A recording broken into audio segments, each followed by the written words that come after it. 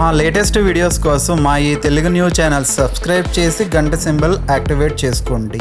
రేపే మాఘ సంకటహర చతుర్థి గురువారం. మాఘమాసంలో వచ్చే సంకటహర చతుర్థిని ద్విజప్రియ సంకటహర చతుర్థి అని పిలుస్తారు. రోజున ఇంట్లో ఆడవాళ్ళు గుర్తుపెట్టుకొని ఈ యొక్క కూరను వండితే చాలు విఘ్నేశ్వరుడి అనుగ్రహం కలుగుతుంది. కష్టాలు సమస్యలు పోతాయి. కోటి జన్మల పుణ్యంతో అష్టైశ్వర్యాలు సిద్ధిస్తాయి. ఆర్థిక సమస్యలు పోయి వద్దన్న ధనం దూసుకు వస్తుంది. వినాయకుడితో పాటు లక్ష్మీదేవి అనుగ్రహం కూడా లభిస్తుంది. సకల సంపదలు సిద్ధిస్తాయి. కాబట్టి ఈరోజు ఇంట్లో ఆడవాళ్ళు తప్పనిసరిగా ఈ కూరను వండండి. ఇంటిల్లిపాది అందరూ కూడా ఈరోజు ఈ కూరతో భోజనం చేయటం వలన లక్ష్మీ గణపతి యొక్క సంపూర్ణ అనుగ్రహంతో మీరు అపర కుబేరులుగా మారే అవకాశం వస్తుంది. ఈరోజు ఎవరైతే ఈ కూరను తింటారో వారికి ఉండే దరిద్రాలన్నీ కూడా పోతాయి. ధన సమస్యలన్నీ కూడా పోతాయి. సంపాదన పెరుగుతుంది. మరి ఇంతకీ ఈ సంకటహర చతుర్థి రోజు ఏ కూరను తప్పనిసరిగా తినాలి అనే విషయాన్ని ఇప్పుడు మనం ఈ వీడియోలో వివరంగా తెలుసుకుందాం. అంతేకాదు ఈరోజు పూజ సింపుల్గా ఎలా చేసుకోవాలి, నీటిలో ఏం వేసుకుని స్నానం చేస్తే కష్టాలు పోతాయి, ముడుపు ఎలా కట్టాలి అనే విషయాలను కూడా తెలుసుకుందాం. ఫ్రెండ్స్, వేరే వీడియోల అవసరం లేకుండా మీ అన్ని ప్రశ్నలకు సమాధానం ఈ వీడియోలోనే ఉంది. స్కిప్ చేయకుండా చివరి వరకు చూడండి. ఖచ్చితంగా మీకు ఉపయోగపడుతుంది. లైక్ చేసి ఓం మహాగణపతియే నమః అని కామెంట్ చేయండి.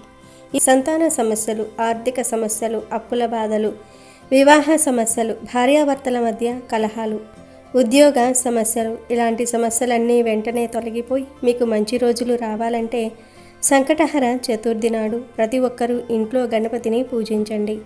ఈ రోజున ప్రతి ఒక్కరూ తలస్నానం చేయాలి. గణపతిని పూజించేవారు ఇల్లంతా పసుపు నీటితో శుద్ధి చేసి ఇంటి గుమ్మానికి పసుపు రాసి ఇంటి ముందు ముగ్గు వేసుకోండి.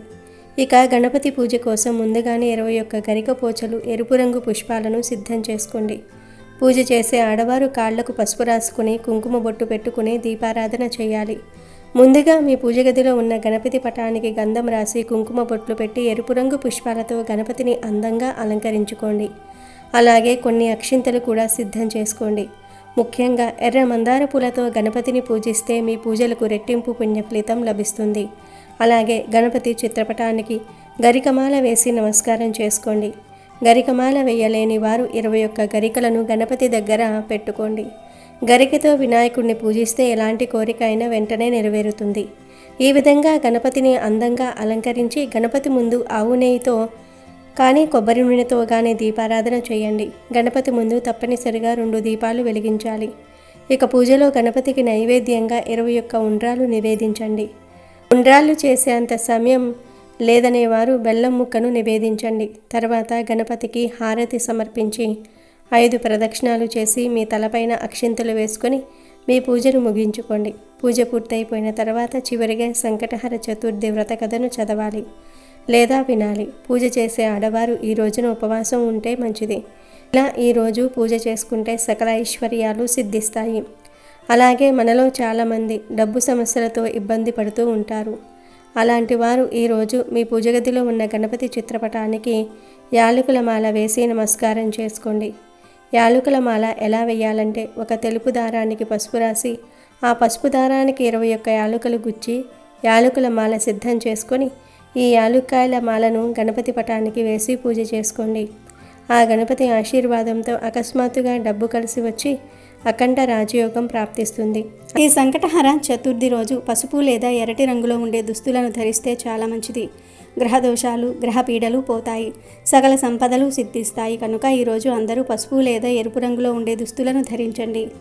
మీ భర్త సంపద బాగా పెరగాలంటే ఈ సంకటహర చతుర్థి రోజున వినాయకుడి పటం ముందు 2 తమలపాకులు పెట్టి మీ భర్త బాగా సంపాదించాలని గణపతికి నమస్కారం చేసుకొని ఈ తమలపాకులను మీ భర్త మీరు చెరొకటి తినండి. అలా తింటే మీ భర్త ఆదాయం ఖచ్చితంగా పెరుగుతుంది. మీ ఇంటికి డబ్బు రావటం ప్రారంభమవుతుంది. కుల సమస్యలతో బాధపడేవారు ఈ సంకటహర చతుర్థి రోజున ఉదయం తలస్నానం చేసి రుణగ్రహిత గణేష స్తోత్రాన్ని చదవండి. ఈ స్తోత్రం చాలా శక్తివంతమైనది. ఈ శక్తివంత శక్తివంతమైన స్తోత్రాన్ని చదివితే నెల రోజుల్లోనే మీకు మంచి మార్పు కనిపిస్తుంది. అప్పులు తీరే మార్గాలు తెలుస్తాయి. అలాగే ఈరోజు తులసి చెట్టును పూజించిన వారికి కోటి జన్మల పుణ్య ఫలితం లభిస్తుంది. ఈరోజు ఉదయం సూర్యోదయ సమయంలో కానీ లేదా సాయంత్రం సూర్యాస్తమయ సమయంలో కానీ తులసి కోట ముందు నెయ్యి దీపం వెలిగించి తులసి చెట్టు చుట్టూ 3 ప్రదక్షిణాలు చేసి తులసి మాతకు నమస్కారం చేస్తే మీ మనసులో ఏది కోరుకున్నా సరే అది ఖచ్చితంగా నెరవేరుతుంది. లక్ష్మీదేవి అనుగ్రహంతో మీ ఇల్లంతా ఐశ్వర్యంతో నిండిపోతుంది. మీ ఇంటికి ఉన్న దరిద్రం మొత్తం తొలగిపోయి మీ ఇంట్లోకి ధనలక్ష్మీదేవి అడుగు పెట్టాలంటే ఒక నిమ్మకాయను తీసుకుని దానికి కుంకుమ బొట్టు పెట్టి గణపతి ముందు పూజలో పెట్టి నమస్కారం చేసుకోండి. తర్వాత ఈ నిమ్మకాయను ఒక వస్త్రంలో కట్టి మీ ఇంటి గుమ్మం ముందు వేలాడతీయండి. ఇలా చేస్తే మీ ఇంట్లో ఉన్న దరిద్ర దేవత బయటకు వెళ్ళిపోయి మీ ఇంట్లోకి ధనలక్ష్మీదేవి అడుగు పెడుతుంది. ఈ సంకటహర చతుర్థి రోజు ఇంట్లో గొడవలు పడకూడదు. సంకటహర చతుర్థి రోజు ఇంట్లో ప్రశాంతమైన వాతావరణం ఉండాలి. భార్యాభర్తలు కానీ అత్తా కోడళ్ళు కానీ అన్నదమ్ములు కానీ ఎవరూ కూడా గొడవ పడకూడదు. వాదనలకు దిగకూడదు. ఇంట్లో ఎక్కడైతే అశాంతి ఉంటుందో అక్కడ అలక్ష్మి తాండవిస్తుంది. లక్ష్మీదేవి అలాంటి ఇంట్లోకి కన్నెత్తి కూడా చూడదు.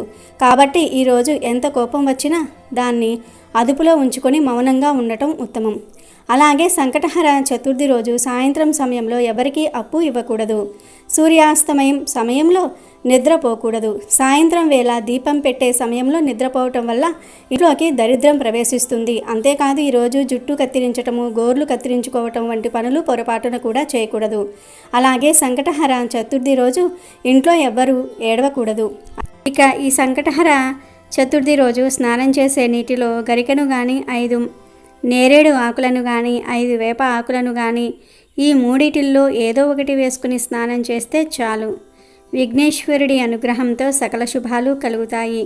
ఇలా స్నానం చేయటం వలన 1 నిమిషంలో కష్టాలు, బాధలు, సమస్యలు పోతాయి. గణపతి అనుగ్రహంతో కుబేరులుగా మారిపోతారు. ఈరోజు ఇలా స్నానం చేస్తే జన్మల పాపాలు, దరిద్రము ఆ నీటి ద్వారా పోతాయి. కోటి జన్మల పుణ్యం వస్తుంది. ప్రతి నెల పౌర్ణమి వెళ్ళిన 3-4 రోజుల్లో సంకటహర చతుర్థి వస్తుంది. ఈ సంకటహర చతుర్థి అంటే గణపతికి ఎంతో ఇష్టం. ఈరోజు గణపతిని ఆరాధించటం వలన సంకటాలన్నీ కూడా పోతాయి, ఆటంకాలు పోతాయి, కష్టాలు పోతాయి.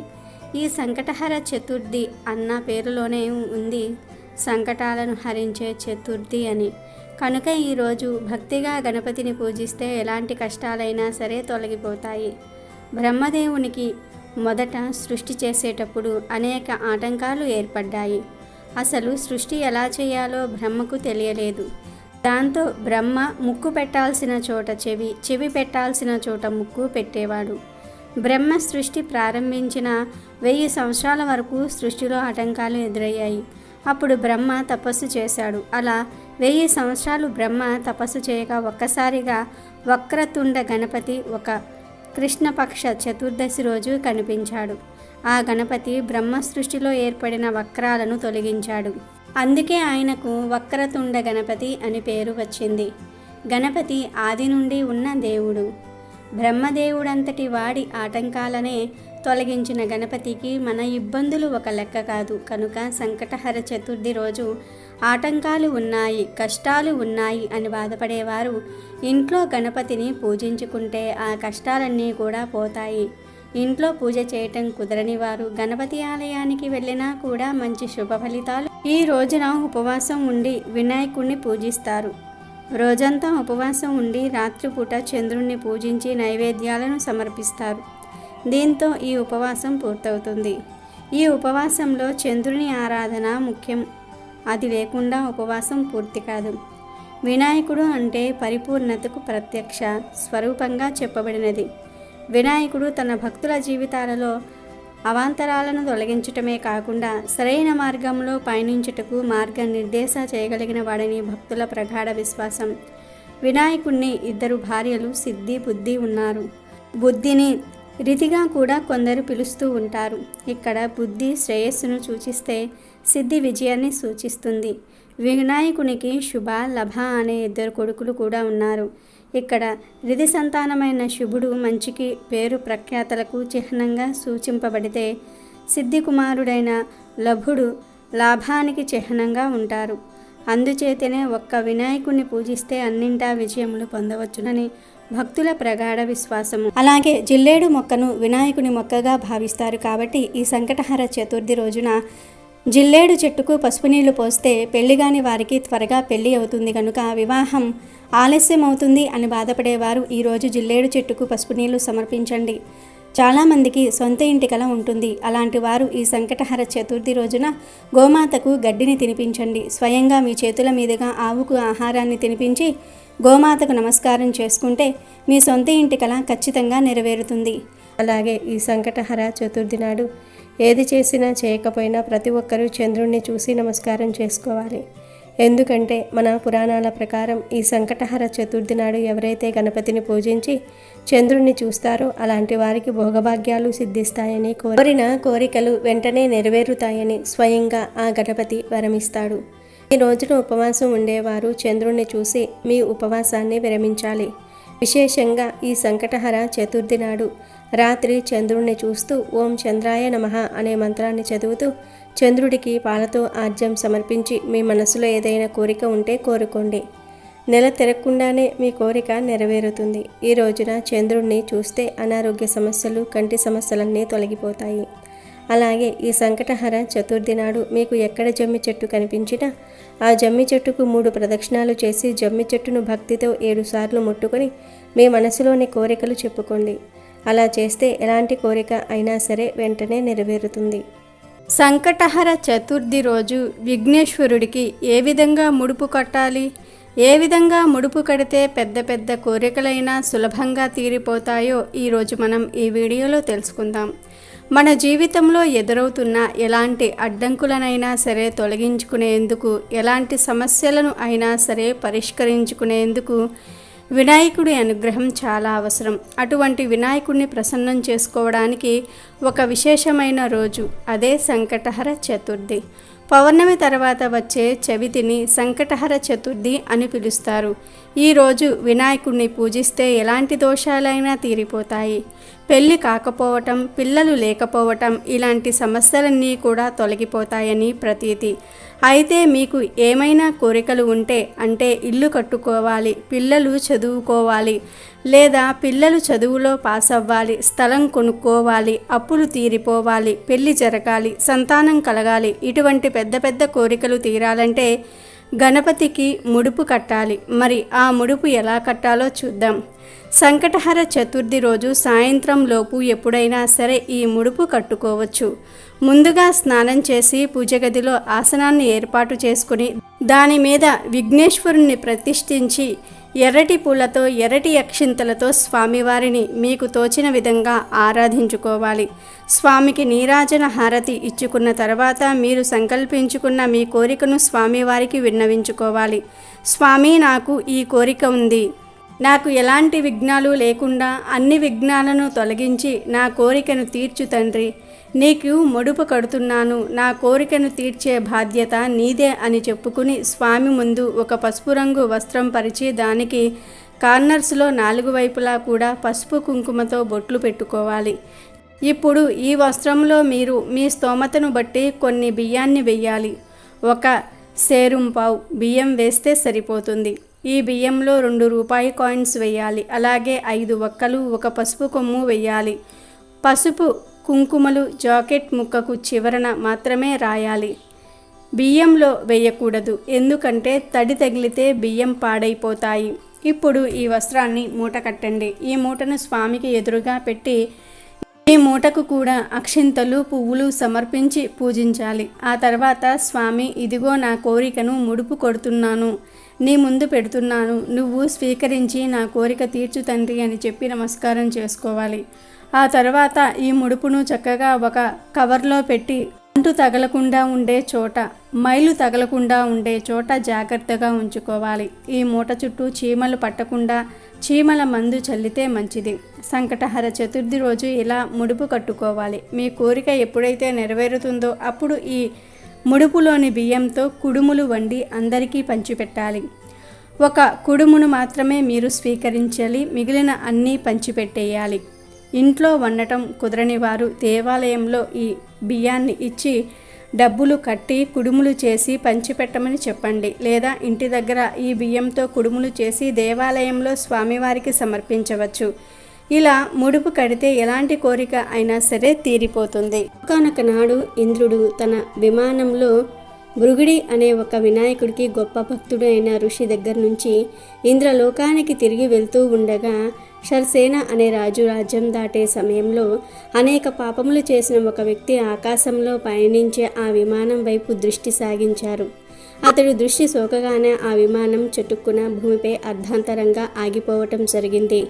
ఆ ఇంద్ర విమానం అద్భుతమైన వెలుక్కి ఆశ్చర్యచకితుడైన ఆ దేశపు రాజు సురసేనుడు గబగబా బయటకు వచ్చి ఆ అద్భుతాన్ని ఆశ్చర్యం చెందుతూ ఆలకించసాగాడు. ఇక్కడ ఇంద్రుని చూసి ఎంతో సంతోషానికి లోనైన మహారాజు ఆనందంతో నమస్కరించారు. ఇంద్రునితో అక్కడ విమానం ఎందుకు ఆపినాడో కారణం అడిగాడు. అప్పుడు ఇంద్రుడు, ఓ రాజా, మీ రాజ్యంలో పాపాలు అధికంగా చేసిన ఒక వ్యక్తి ఎవరిదో దృష్టి సోకి విమానం మార్గమధ్యంలో అంతరార్థంగా ఆగింది అని చెప్పాడు. అప్పుడు ఆ రాజు, అయ్యా, మరి మళ్ళీ ఆగిపోయిన ఈ విమానం ఎలా బయలుదేరుతుంది అని అడిగాడు వినయంగా. అప్పుడు ఇంద్రుడు, ఇవాళ పంచమి, నిన్న చతుర్థి. నిన్నటి రోజున ఎవరైతే ఉపవాసం చేశారో వారి పుణ్యఫలాన్ని నాకిస్తే నా విమానం తిరిగి బయలుదేరుతుంది అని చెప్పాడు. సైనికులంతా కలిసి రాజ్యమంతా కూడా తిరిగారు. అన్వేషిస్తూ ఒక్కరైనా సరే నిన్నటి రోజున ఉపవాసం చేసిన వారు కనబడతారా అని. కానీ దురదృష్టవశాత్తు అలా ఎవ్వరూ నిన్నటి రోజున ఉపవాసం చేసిన వారు దొరకలేదు. అదే సమయంలో కొందరు సైనికుల దృష్టిలో ఒక గణేష దూత వచ్చి మరణించిన స్త్రీ మృతదేహాన్ని తీసుకువెళ్ళటం కనపడింది. సైనికులు వెంటనే ఎంతో పాపాత్మురాయిలైన ఈ స్త్రీని ఎందుకు గణేష లోకానికి తీసుకువెళ్తున్నారని ప్రశ్నించారు. దానికి గణేశ దూత, నిన్నంతా కూడా ఈ స్త్రీ ఉపవాసం ఉంది, తెలియకుండానే ఏమీ తినలేదు, చంద్రోదయం అయిన తర్వాత లేచి కొంత తిన్నది, రాత్రంతా నిద్రించి సూర్యోదయ సమయాన నిద్రలేచి కొంత తినటం వల్ల ఆమెకు తెలియకుండానే సంకష్టహర చతుర్థి వ్రతం చేసింది, ఈరోజు మరణించింది అని చెప్పాడు. అంతేకాక ఎవరైనా తమ జీవితాలలో ఒక్కసారైనా సరే ఈ వ్రతం చేస్తే వారు గణేష లోకానికి కానీ స్వనంద లోకానికి కానీ చేరుకోవటం మరణం అనంతరం తథ్యం అని చెప్పాడు. గణేష్ను దూతని అప్పుడు సైనికులు ఎంతో బ్రతిమలాడారు ఆ స్త్రీ మృతదేహాన్ని తమకిమ్మని. అలా చేస్తే విమానం తిరిగి బయలుదేరుతుందని ఎంతో చెప్పారు. ఆమె పుణ్యఫలాన్ని వారికివ్వడానికి గణేషుని దూత అంగీకరించలే లేదు. ఆమె దేహం మించి వీచిన గాలి ఆ విమానం ఆగిపోయిన చోట చేరి విస్ఫోటనం కలిగించింది. మృతదేహం పుణ్యఫలం పొందినది కావటం వలన ఆ దేహాన్ని తాకిన గాలి సైతం పుణ్యం పొందింది. దాని వలన ఇంద్రుని విమానం బయలుదేరింది.